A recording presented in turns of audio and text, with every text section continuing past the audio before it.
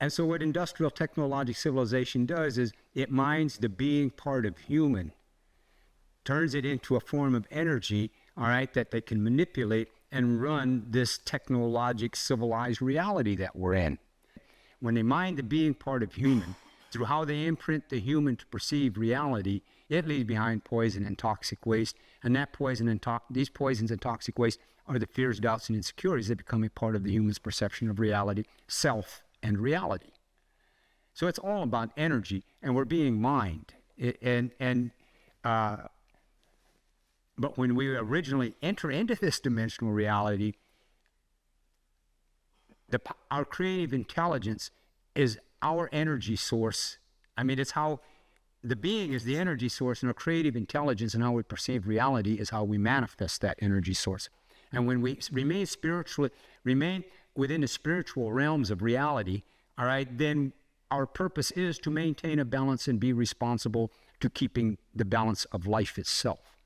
When we enter into this dimensional reality and our perception of reality is distorted as a manipulation of energy to feed this larger machine, then that purpose is suppressed and not recognized. We should use our creative intelligence to make as much sense as we can possibly make. And the power of, it's like the power of our intelligence and the power that we manifest and generate. When they mine the being part of human and the distortion and the toxic waste left behind are the fears, doubts, and insecurities that now the human carries of self and reality. But now, have you ever had the situation of feeling powerless? And while you're feeling powerless, how bad can you make yourself feel with your fears and doubts and insecurities? And then how does that affect the people that you interact with? See, so in reality, if we had the ability to do that, we got power. It's just how much power that we have. But it's an example of power used incoherently, all right, unclearly, all right, and chaotically. But now that which spreads. Now let's imagine that if we recognize the reality of our own value, a little thing called self-like and self-respect, all right, and we recognize that, and we use our creative intelligence with clarity and coherency, we would generate clarity and coherency that would have an effect just like when we're feeling negative has an effect. And so to me, it's about, so the step to that, number one, is respect our intelligence. Because whatever it is that we find holy or spiritual in this reality, we wouldn't find it in any kind of way if we didn't have intelligence. So respect our intelligence, because I think that's the way to respecting ourselves. To recognize there's nothing wrong with us. See, people got to get rid of this goofy idea, this insane mind-destroying idea about we're guilty for being born. It's just insane. All right? In the natural reality of human beings, life is a gift to life. And then when life is done here, then death is really, it's about a gift of being to being. We go back to being. All right? It's not about this thing. This is insane. We committed a crime for being born. You know, if I respected my intelligence, I would never believe that. But you're capable of wonderful and horrible things. Pardon? As a species, we are capable of doing wonderful and horrible things. Yes. All of us. Yeah, no, but that doesn't make us, we are, as human beings, we are, yes, we have the ability to be anything, all right, capable of anything. But as human beings, when we individually enter into this reality, we enter into it as human beings. Now, how we're imprinted will affect our behaviors later. That's right. See, and that's what I mean. We're being mined with this negativity and this toxic to make us react this way, because somewhere somebody turns it into the energy of profit.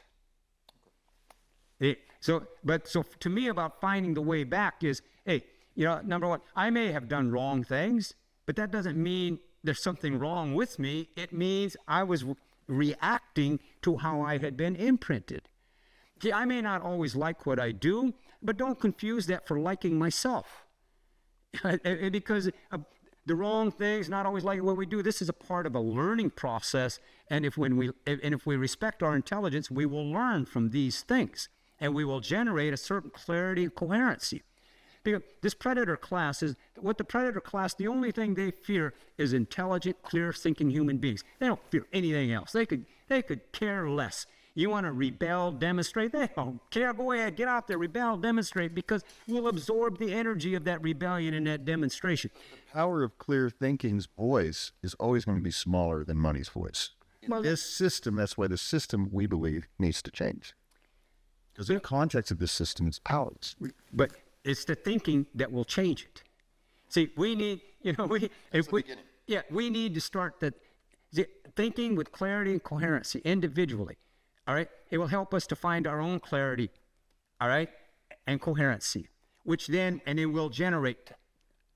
That's an energy we'll generate, just like when we generate the negative energy.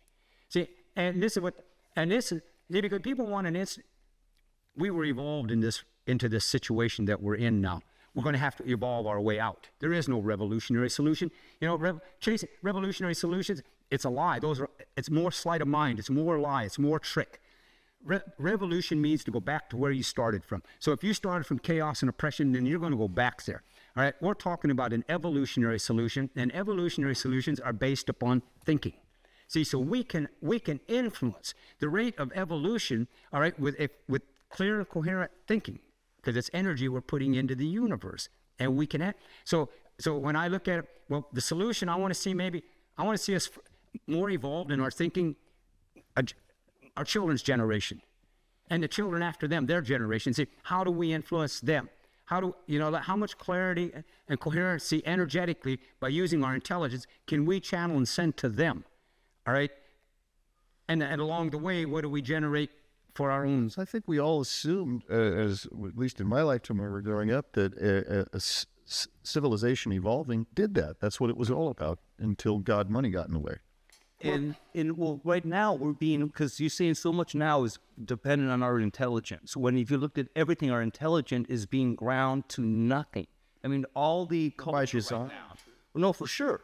Because what you're saying, you're giving truth to the fact that our intelligence is all we have, but we're getting it so squished with all these reality shows and all these things. To look over here at what isn't important, that we're actually diminishing our intelligence. So it's harder to get this to the younger kids, and that's what we're trying to do through music and through talking to people like you and artists to bring back our intelligence and bring back our awareness level, because we've squished into this little area where we don't even see. We don't see so much. It isn't so much that we need to bring it back. We just need, it's there. We just need to recognize it. Well, what about with these poor kids who are like, I like watch a lot of these kids. Like, I help raise these children, where I'm watching these kids at like 10, 8, 9, this amazing thought process. Then they hit the teens and they hit all this social pressure that is just so put on us, with everything, the cosmetology and the way you're supposed to look and the music you're supposed to like. And it's squished what people are seeing. So then they're getting it squished. That's all I can think of. They're compressing their intelligence, so they're not even seeing. No, they're trying to make us all. How do we bring that back out in people? Because that's what we need to do, is bring this positive intelligence back out in us so we don't tank. Well, I think of it in a longer evolutionary, because that's the only solution I see is there is no solution. We create it with using the creative intelligence clearly and coherently as possible. Then we will create an evolutionary solution, right? And to me, this isn't, it has no romanticism to it. But reality is, individually, we go out and we make as much sense as we possibly can with clarity and coherency. Individually, we go out and we do the best that we can with the best that we have as often as we can. And this is what starts to generate energy. Yes. All right. It starts to generate more of that energy because people will be influenced and affected by it. And you can do programs, you can do all the other stuff. I'm not saying that this other stuff it shouldn't be. Mm-hmm. We do everything. But to me, this is the missing component, is how we focus our energy. See, because when I look at, I look at the Armageddon we're surrounded by, and I can either be paranoid or delusional or overwhelmed or intimidated by it, right, with fear, or I can just recognize this is what it is, man. All right, and there's a reason I'm here, and there's a reason I have this mental ability. All right, I'm in the eye of the storm. yeah, and there's a reason. I mean, this applies to everybody, but I mean, particularly myself. There's a reason I'm here. So I think my responsibility is to recognize the reality of the situation, and then just bring what I can, as much good as I can, just to keep good alive. All right, bring as much alive every day. Get up and thank life. Every day, get up and just thank life. All right. Experience living at least a little bit every day. If we're going to spend most of our day existing and surviving, well, at least acknowledge living and experience it at least a little bit every day, because really it's about keeping the alive, all right, in a dimensional reality where they're trying to just automate all of us. You know, That's all we're fortunate enough yeah. to be musicians. You know, and you're an artist and a poet and an activist, but that where your work is your artistic expression as well. A lot of people don't have that luxury, or that you just Yeah, you can put your intelligence into that too. You actually can put this intelligence into your abilities, as creative musician, artist. Well, see, what I figure is a lot of people is like, I'm of the attitude now, I'm not going to fight the bad guys. I'm done fighting these guys, because it's my approach is more, I want to help the good guys, not fight the bad guys, because it's about perception again. Because if I'm going to make my stand fighting the bad guys, then they control me, because it's their fight.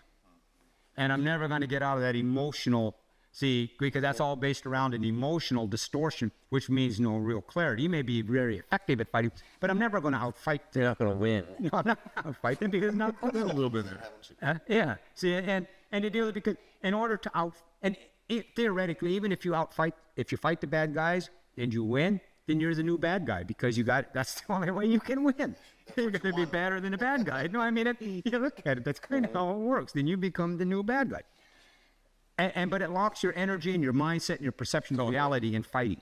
So I'm looking at it more, how do I help the good guys? Now, there may be skirmish along the way in helping the good guys, but it's how one approaches, right? And their perception thing about just helping the good guys, but how we focus our energy and where we put it. And then just ride the energy. If you could say there's a good war, a good battle, and a bad battle, you fought righteous battles. Well, I don't know how. Yeah. Well, anyway, I know what the war is like. Yeah, and I've been there and seen that, and learned from when I do clinics and stuff, or even my own kids, and I say, well, I wouldn't go halfway around the world to fight for an empire to steal resource and enforce slave labor, but I would fight for humanity and the earth. Because I'd be proud to do that. Yeah. This would be a fight worth fighting for. And you fought that fight. Yeah, and what I realized out of that, and I mean, no, it was my learning, and it was. And I honor you for that. And I was going to say you should be on the $20 bill, but that wouldn't be a. Yeah, I know.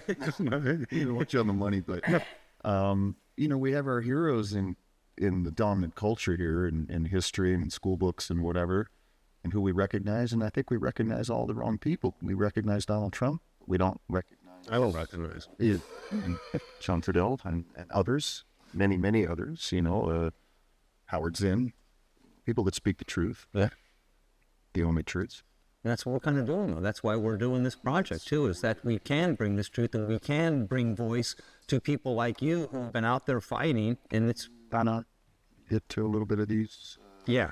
And quickly, though, ask about the war and looking to stay out. Yeah, okay. That truth called, yeah. Sorry, figures it down, but this is something. Yeah, no, I mean, if there's anything usable, it's. Oh, there's tons. Cornerstone. I got just a lot here.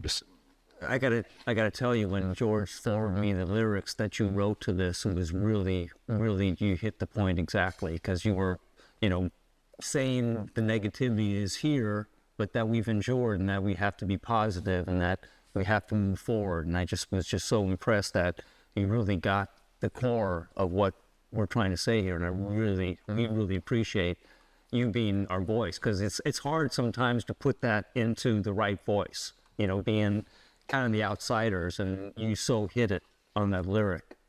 Well, I really, really appreciate that. Well, No, we just have to do 11 more just like it. well, that was luck. but it was a good luck. That's what it was good luck, though. And I got some questions. Yes. Well, before you were explaining to them what those lyrics mean to you. Oh, I see. I'm sorry. You guys were. Yeah. Sorry. I Yeah, that was hadn't started yet. Yeah, no, it's good. So, No, that was earlier, right? Yeah, before the. Yeah. we were trying to pick that back up. Yeah. I'd like to get that again. Sorry. Yeah. I thought you guys were school. There's some. So then, Well, when I heard this music, I felt it. I mean, it's more. I mean, feeling is a way of hearing sometimes, right? But anyway, I could feel. I felt the energy in it, and I mean, literally, the energy just kind of pulled these lines out of me because it took me maybe an hour, nice. right, to get those lines. But one of the things I wanted to that I looked at it as I was going through it, because I get a line in my head and I never know where exactly I'm going to end up. One line, then the next line to go with that line, see, and then I let kind of away the lines tell their own story. But what I wanted to do consciously, that I wanted to do, is because all of the negativity around this whole concept of what is this whole reality, what's happening to Native people, but everything is about energy, and I want to stay connected to the reality that all energy there's negatives and positives. It's electric. So even though the negatives are there and they may be dominant, they're still positive.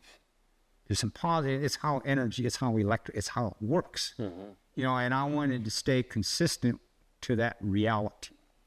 And then I wrote one line at a time and just let the lines tell their own. And I have this. Anyway, this bizarre mathematical formula writing. So once I reached my mathematical formula, I stopped. It's not even. It's not square, right? Yeah. That's been Numbers. Yeah. We had to kind of fit it into a square, didn't we? What?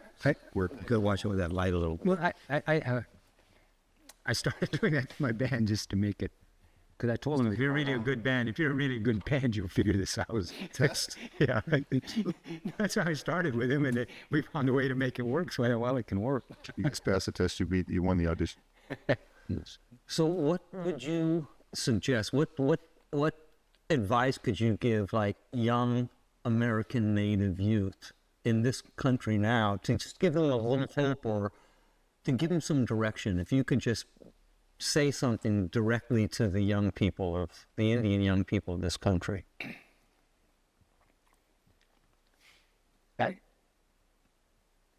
Well, I mean, I think it's in their best interest to respect their intelligence, to use their intelligence as clearly and coherent as they possibly can, do the best that they can with the best that they have as often as they can. I think they need to recognize reality, recognize the reality that we're in, not judge it, because when we recognize what's going on, we can see it with some clarity and coherency.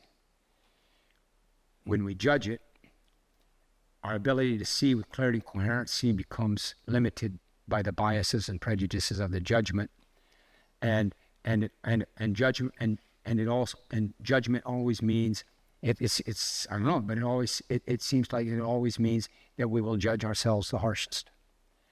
And I think that we need to recognize ourselves and not judge ourselves. And I'd say to the young people, and think for yourself. You have no reason. There's nothing wrong with you.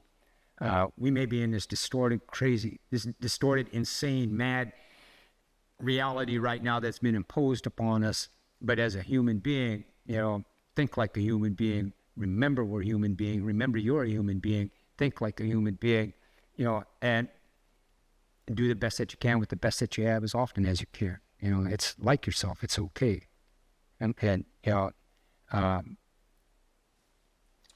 About the idea of repatriating.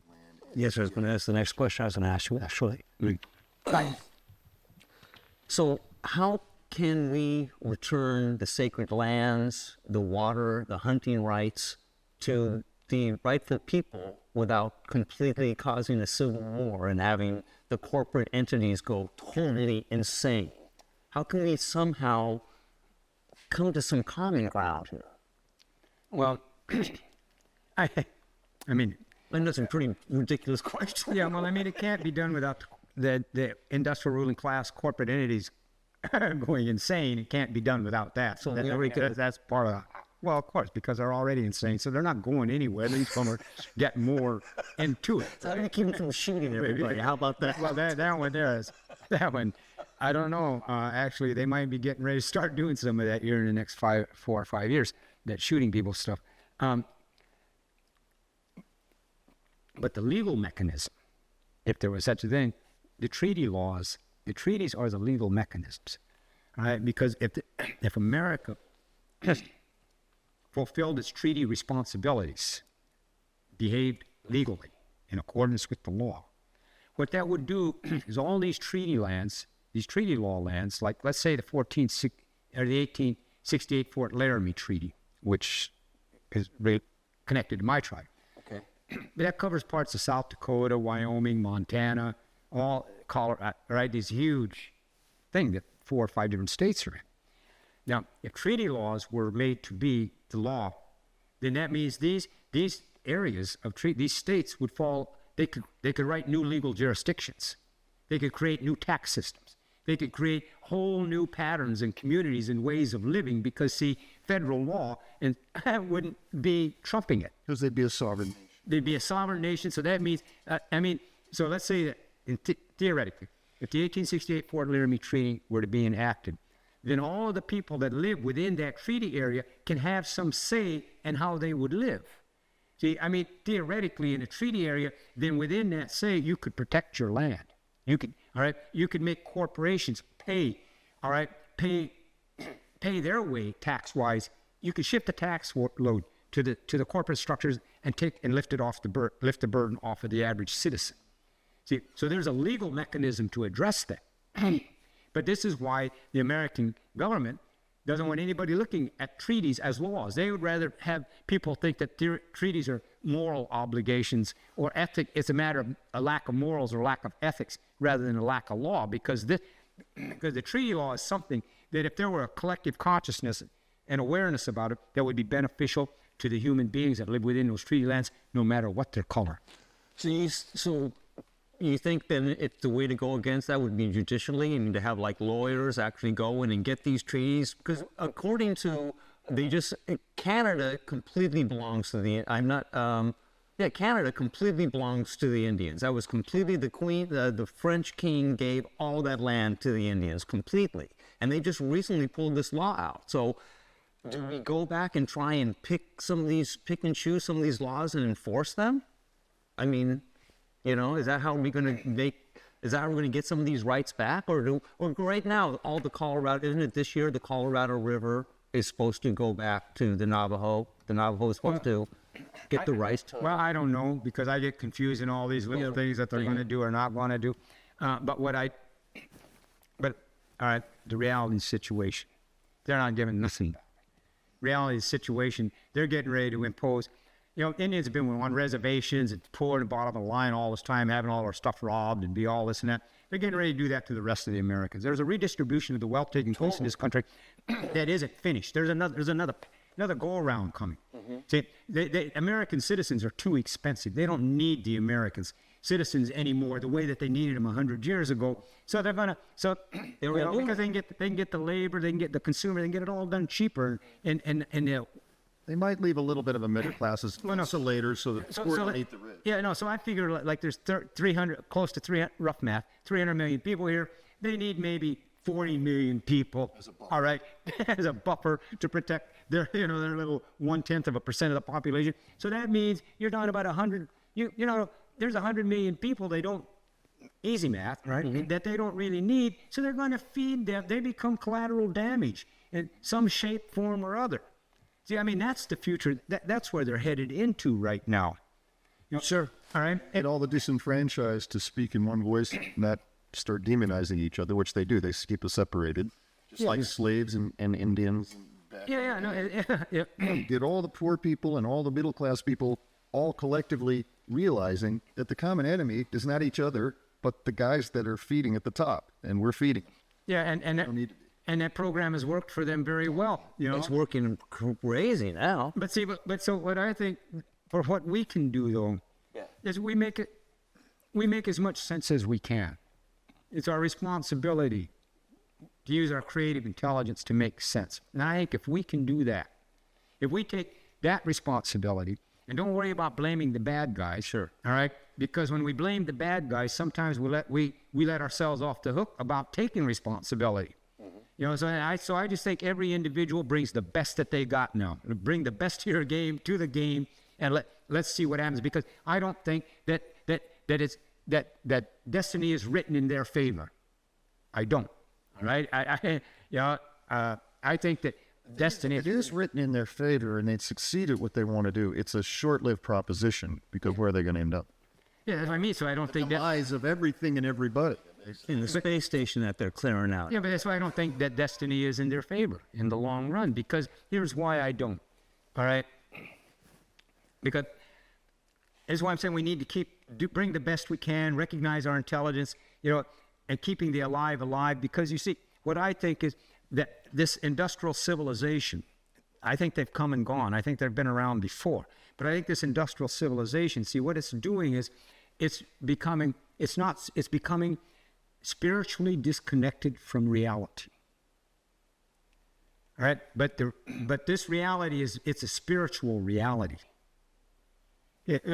Physical form, but it's an evolution of being. This is what's going on. It's about an evolution of being, and the human ride is a temporary ride in the evolution of being.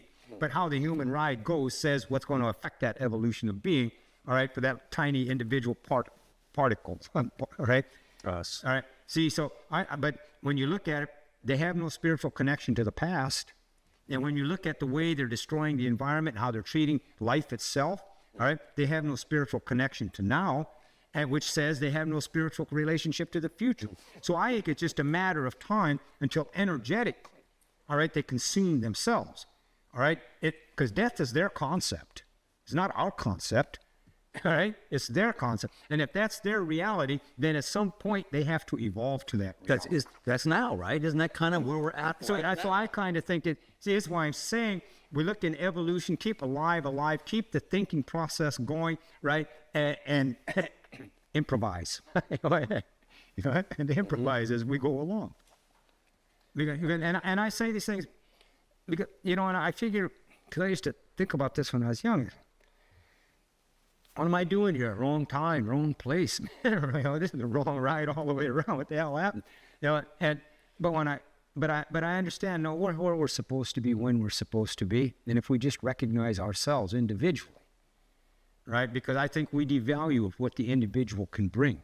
Absolutely. Yeah, I mean, we devalue what we can bring. Well, the system does that. It makes us think that we're imprinted to be fearful and insecure. And everyone says everyone says no one can make change. Not one person can make a change, and that's what always starts change is one person. It's always one.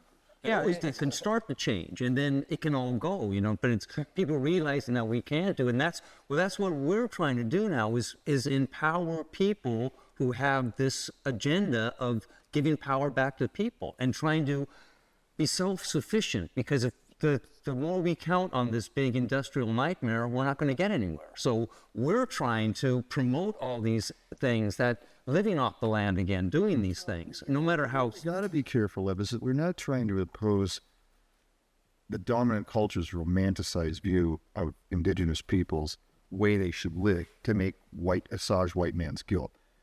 We want Indians to live the way that we imagine they should in this fairy tale mythology. Ask people what they want, and people will be unsure what they want. They would think, well, we want to be comfortable, we want to be fed, we want to be safe, or be secure. That's what all people want. But that can be amplified.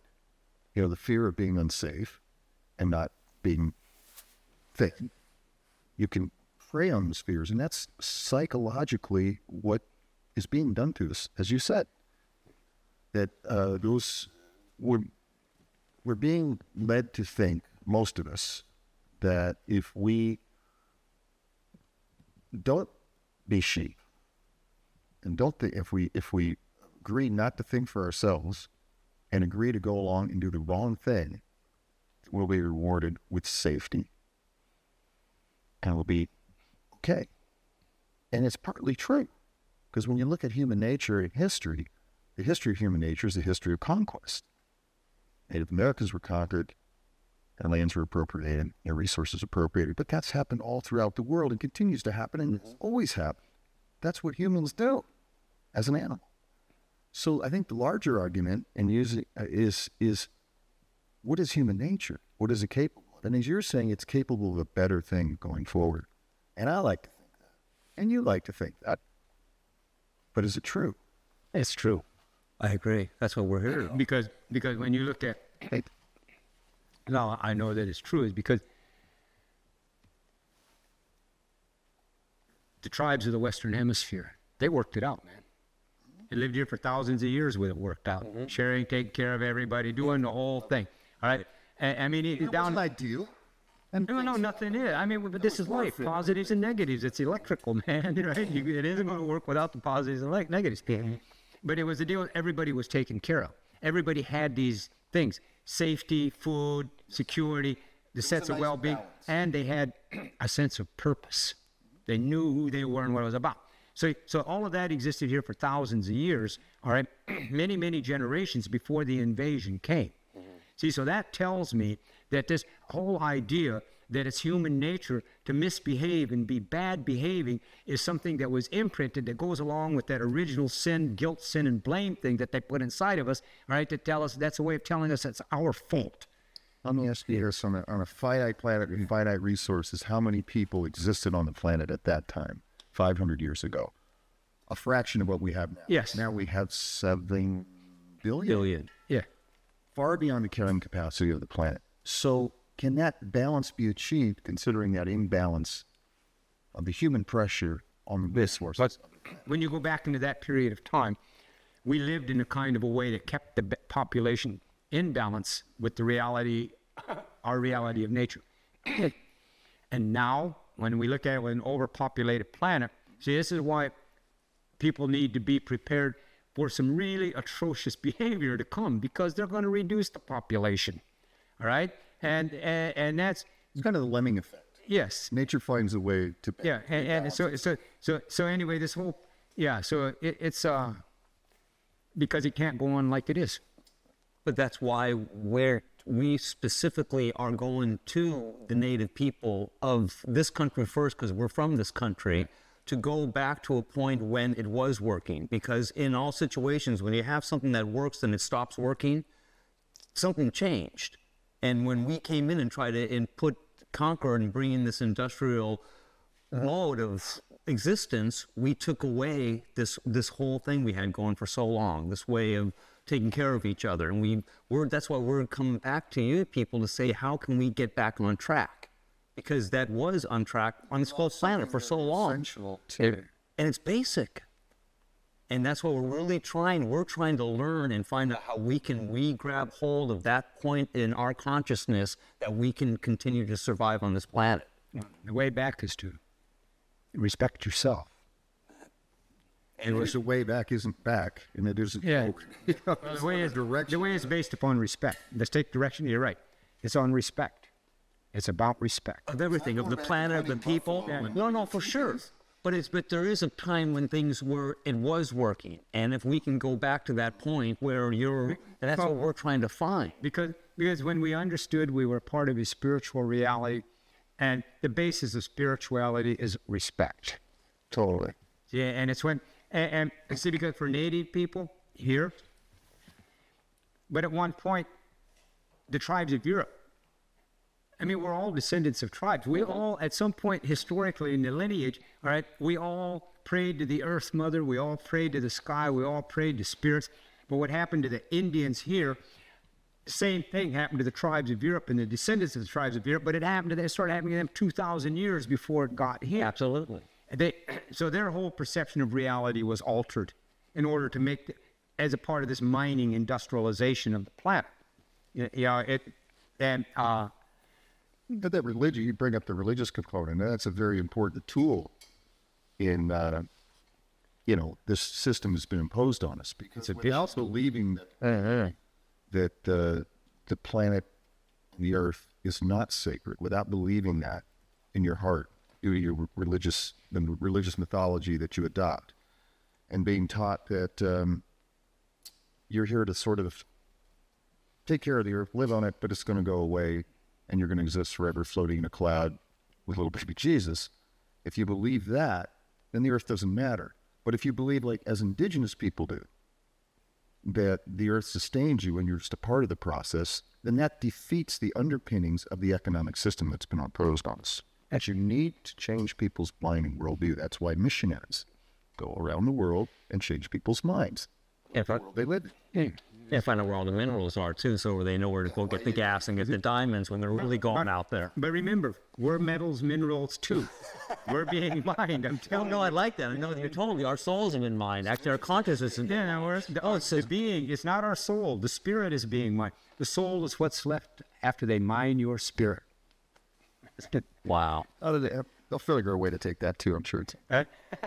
Soul suckers. All right. Well, do we have anything else? I know we've been there a while.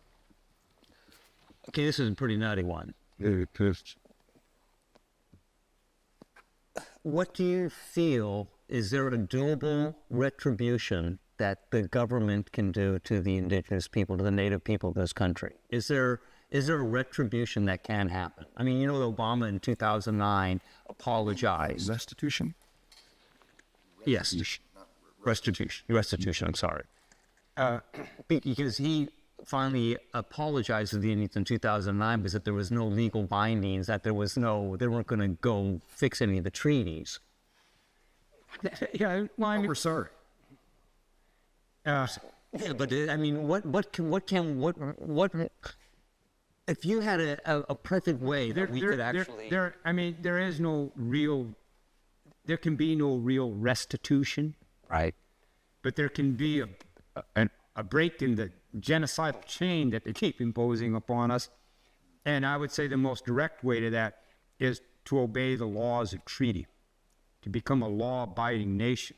Then that's a step in that direction. But other than that, that's really the only thing, because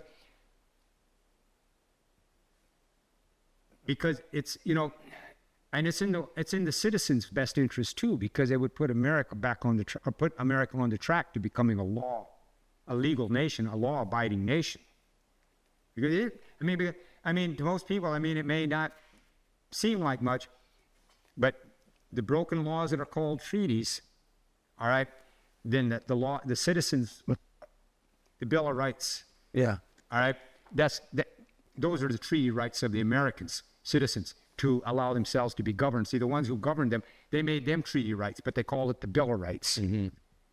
All right, and so you break all these other laws, that law is going too, and people, we're watching it happen now. So to me, it's about really become a law-abiding nation, and that was what I would say would be the closest thing that. Should we go to recent treaties? Because we can't go to a treaty from 1840 and bring that up. Should we go to treaties that are the most recent treaties and try and defend those in court? I'm trying to think of tangible ways to actually make it work. Like say there's...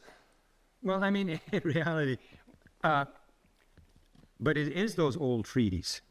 See, they're mentioned in the Constitution. The treaties and the Constitution are the supreme laws of the land. So we go back to those treaties. So should we go and start from there? Okay.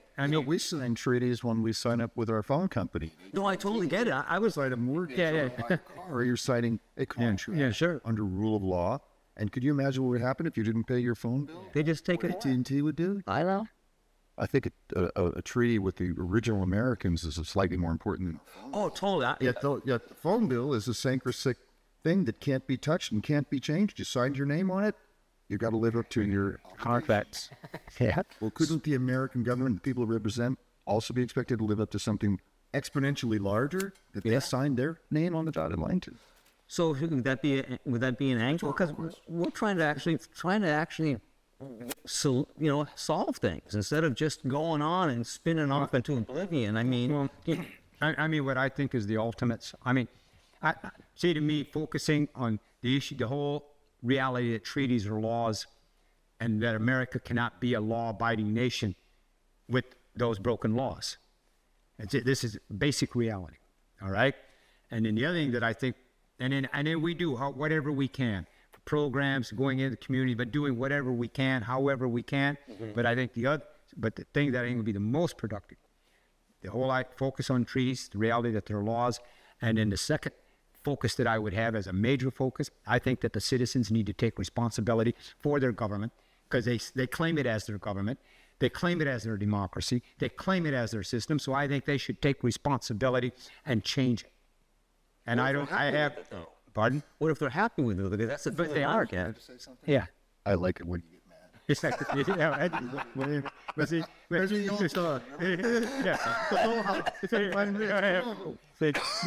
but when you look at it, they're not happy with it.